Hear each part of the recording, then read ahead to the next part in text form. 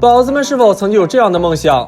那就是拥有双翅翱翔天空。大雄同样也有这个梦想。蓝胖子虽然不能把大雄变成鸟人，但可以用特效帮助大雄圆梦。看大雄一副上数学课的表情，蓝胖子只好用实物教学，拿出套影组合。首先将卫星放出，以采集外边的影像，这样就会在屏幕上显示。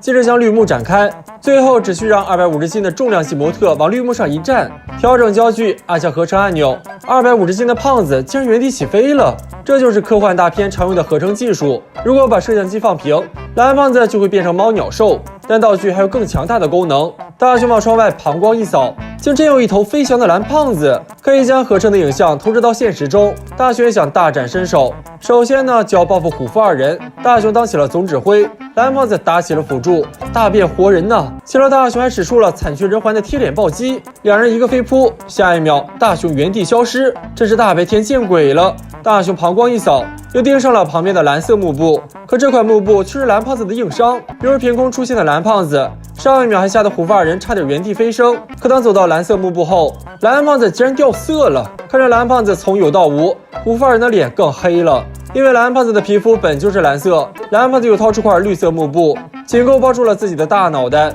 可下一秒，画面就变得相当阴间。这波操作，就连喵星人都扛不住，而大小也可自由调节。比如嘱咐老妈决定做晚饭，可拿起刀具的瞬间，却看到大雄想把自己当食材，老妈都惊呆了。还有更高端的操作，蓝胖子挡住警察叔叔的去路，本以为是被遗弃的野猫，可一个回眸后，蓝胖子竟无限复制。这种科技感十足的大片，警察叔叔表示本人当时怕极了，技能都学会了。大雄决定放大招，披上床单就要当超人，辅助调整好角度。虎父二人刚从阴间走过一圈，就看到大雄旋转跳跃。小胡表示没有内裤外穿的超人弱爆了，那就换个剧情，奥特曼打怪兽就不错。至于谁来当怪兽这个难题，这不就有个现成的吗？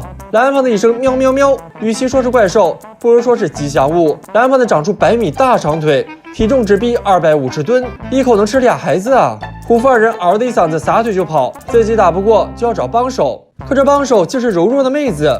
四人嗷的一嗓子又开跑，可这时又有一头怪兽出现了。既然氛围搞足了，现在就要英雄出场了。眼看怪兽紧追不舍，为了守护地球与静香的英雄大雄超人出现了。为了可以让战斗特效看起来不像5毛钱，蓝胖子决定换背景。看着背景一个个的换，静香都惊呆了，这下可以好好干架了。这是一场狸猫怪兽大战大雄超人的科幻大片。大雄一发熊熊拳就干掉了狸猫怪兽的分身。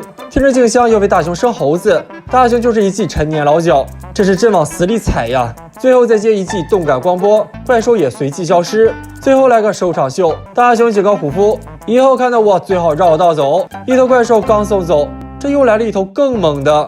那么大雄这次敢出手吗？